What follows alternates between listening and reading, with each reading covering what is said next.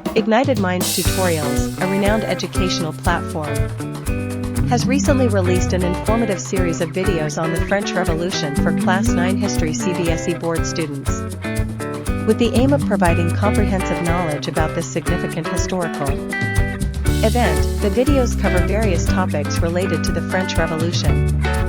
The French Revolution, which occurred from 1789 to 1799, was a period of radical social and political upheaval in France. It marked the end of the Bourbon monarchy and the rise of a democratic government. The videos delve into important aspects such as the causes and consequences of the revolution, the role of various social classes, the storming of the Bastille, and the Reign of Terror. They also discuss key figures and their contributions, including Maximilien Robespierre and Napoleon Bonaparte. The series aims to help students grasp the complex concepts and events surrounding the French Revolution by providing simplified explanations and engaging visuals. It serves as a valuable resource for those preparing for their CBSE board examinations, ensuring a strong foundation in history. Ignited Minds Tutorials initiative to upload these videos highlights their commitment to providing quality education and promoting a deeper understanding of historical events.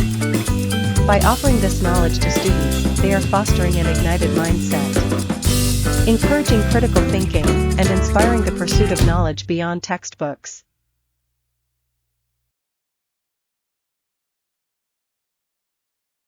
Okay, people will start with French Revolution out here. और French revolution basically हम क्यों पढ़ते हैं, ठीक है, 9th standard में हम इसलिए पढ़ते हैं क्योंकि यूरोप में ये जो रेवोल्यूशन स्टार्ट हुआ इसके बेस पे बाकी सारे रेवोल्यूशंस चालू हो गए, ठीक है. The rest of the revolution started after this. तो फ्रेंच रेवोल्यूशन हम इसको पढ़ेंगे, ठीक है, and we will try to understand कि इस रेवोल्यूशन में देखो रेवोल्यूशन मतलब क्या होता है. What is the meaning of revolution. Revolution मतलब क्या होता है? चेंज, ठीक है. चेंज कब करेंगे आप? चेंज क्यों कर चाहिए? हाँ, क्या बोल रहे हैं, जोर से बोल. डेवलपमेंट. ओके, डेवलपमेंट बहुत बाद में आता है. हाँ, जब कोई चीज काम नहीं कर रही है तब चेंज करेंगे आप, है ना. तो अभी तक जो गवर्नमेंट था वो ठीक से काम नहीं कर रहा था, तो इसीलिए चेंज का रिक्वायरमेंट आया. अभी तक किस टाइप का गवर्नमेंट था? Monarchial rule. Most of the countries in Europe had monarchial rule. ज्यादा करके कंट्रीज में भाई साहब मोनार्कियल रूल था, ठीक है. और ये मोनार्कियल रूल मतलब किंग का रूल. किंग जो मानेगा, किंग जो जानेगा वही होगा. That is called monarchial rule.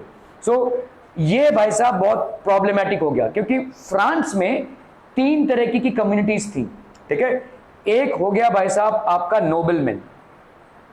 ये नोबलमैन कौन है? किंग, उनकी फैमिली और उसके मिनिस्टर्स, ये हो गए नोबलमैन, ठीक है.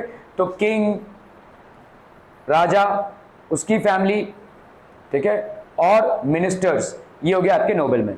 ये खास लोग हो गए. फिर होता है आपका क्लर्गीमैन. ये क्लर्गीमैन कौन होते हैं? चर्च के जो प्रीस्ट होते हैं, जो मेन उनके फादर वगैरह होते हैं, ठीक है. ये हो गया आपका क्लर्गीमैन.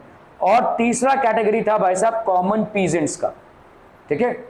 होता क्या था कि ये क्लर्गीमैन और ये नोबलमैन मिलकर इन पीजेंट्स को लूटते थे. बहुत हाई टैक्स लगाते थे. इनका भाई साहब मजे में था जिंदगी इनका, ठीक है. जीवन के सारे सुख सुविधाएं इनको उपलब्ध थे, लेकिन पीजेंट्स को नहीं मिलता था. पीजेंट्स को बहुत मेहनत करके भी कुछ नहीं मिलता था, ठीक है. So for a very long time king, noblemen and the clergymen used to rule on the peasants and their condition became from bad to worse, ठीक है. मिजरेबल कंडीशन हो गई इनकी, ठीक है. सो ये चलता ही रहा मोनार्कियल रूल. इस मोनार्कियल रूल को भाई साहब फेंका गया और हमारा एक प्रॉपर डेमोक्रेटिक सेटअप हुआ और इसी को अपन बोलते हैं फ्रेंच रेवोल्यूशन. इसी को हम पढ़ते हैं किसमें? फ्रेंच रेवोल्यूशन में. This is what we study. क्यों? क्योंकि इसके बाद सारे यूरोपियन कंट्रीज में लगभग यही चालू हो गया. Almost the same thing started in all European countries, ठीक है. सब में ऐसा फ्रेंच रेवोल्यूशन मतलब ऐसा रेवोल्यूशन स्टार्ट हो गया. Okay, so let's study people हम फ्रेंच रेवोल्यूशन, ठीक है. A lot of people died. A fundamental change bought about intentionally. तो रेवोल्यूशन का मतलब क्या होता है? एक मतलब सिस्टम को चेंज कर देना, ठीक है, अ fundamental change which is brought about in the system, और इस चेंज को अपन किससे लाते हैं, इंटेंशनली लाते हैं, जानबूझकर लाते हैं, क्योंकि जो चल रहा है उससे हम फुलफिल्ड नहीं है, ठीक है। So fundamental change in the system which is brought intentionally is known as revolution, ठीक है। Okay, the French revolution was an epoch making event of the 18th century. Epoch making event of the 18th century मतलब एक बहुत ही वैसा बहुत बड़ा event था, ठीक है, बहुत बड़ा इवेंट था। The French revolution was an epoch making event of the 18th century, ठीक है, बहुत ही बड़ा एक घटना घटा उस टाइम पे, ठीक है। फ्रांस इंटेलेक्चुअली और इकोनॉमिकली भाई साहब एडवांस था, ठीक है। फ्रांस क्या था भाई साहब आपका, इंटेलेक्चुअली और इकोनॉमिकली जो तो एडवांस नेशन था। यहाँ पे जो लोग रहते थे दिमाग वाले थे, और इकोनॉमिकली थोड़ा बहुत उनके पास पैसा भी था, ठीक है।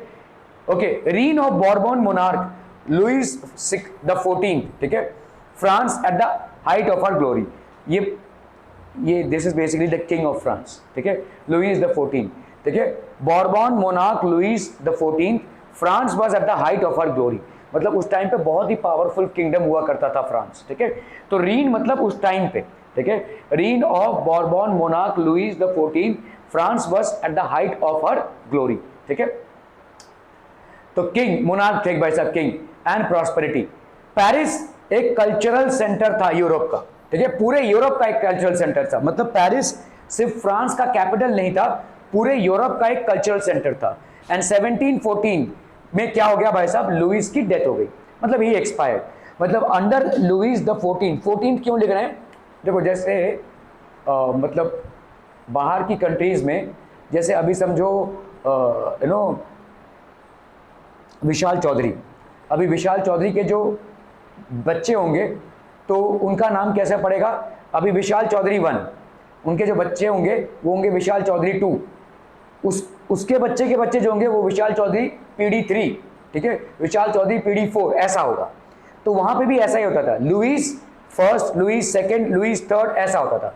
तो ये लुईस कौन थे, 14th थे, मतलब उस खानदान में 14 प्रिंस ये थे, 14 राजा ये बने, 14th, ठीक है, king, and he ruled France very well, and unfortunately at one point of time he died as well, तो इनके भाई साहब डेथ हो गया, ठीक है, Louis 16 death.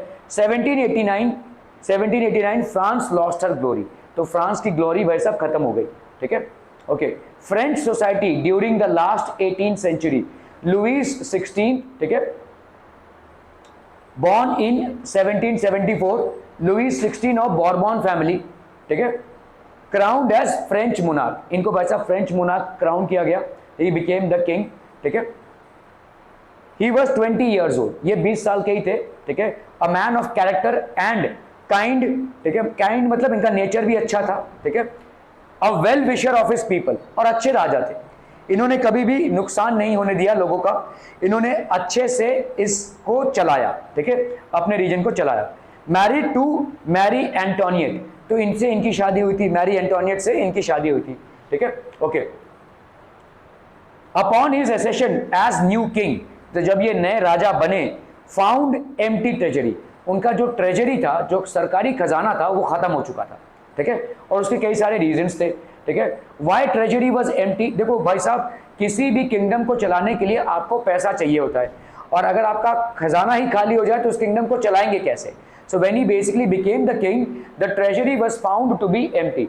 So why the treasury was empty, long years of war drained financial resources, तो बहुत दिनों से भाई साहब वॉर चलता रहा, और वॉर में खर्चा होता है तो फाइनेंशियल रिसोर्सेज खत्म हो गए थे।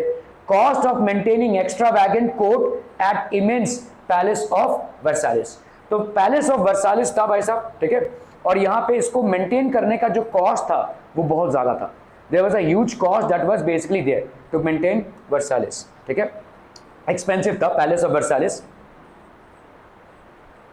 Date of 2 million livres under Louis the 16, तो लुईस 16 के नीचे भाई साहब 2 million का डेट हो गया, डेट मतलब उधारी चढ़ गई, ठीक है। फ्रेंच करेंसी, लिवेर्स मतलब जैसे हमारा रुपीज होता है वहां पे लिवेर्स होता है, that is basically French currency. Debt of 2 million, ठीक है, लिवेर्स। वाई फ्रांस, अभी देखो फ्रांस में क्यों इतना बढ़ा, देखो जब आपके खर्चे बढ़ जाए ना तो आपके पूरे इंफ्रास्ट्रक्चर पे प्रेशर बढ़ जाता है। France help 13 British colonies to gain independence, France ने 13 ब्रिटिश कॉलोनीज को इंडिपेंडेंस में सहायक हुए थे from common enemy Britain war under $1 billion livres to the death. तो इसमें भाई साहब फ्रांस हुए थे। Lenders who gave state credit began to charge 10% interest on loans. तो ये भाई साहब 10% इंटरेस्ट चार्ज करने लगे। They began to charge interest of 10% on loans. French government obliged to spend an increasing percentage of its budget on interest payment. इन्होंने भाई साहब interest payment पे एग्री हो गए, ठीक है, ये रिक्वायर्ड था भाई साहब, ठीक है। The government increase taxes for meeting expenses. Government ने टैक्सेस बढ़ा दिए to meet expenses. Army, court, government offices और यूनिवर्सिटीज। तो आर्मी का खर्चा, कोर्ट का खर्चा, गवर्नमेंट ऑफिसेस और यूनिवर्सिटीज, इन सब में खर्चा बढ़ने लगा, तो फ्रांस पे प्रेशर भी बढ़ने लगा, ठीक है। Will continue with this tomorrow people, ठीक है।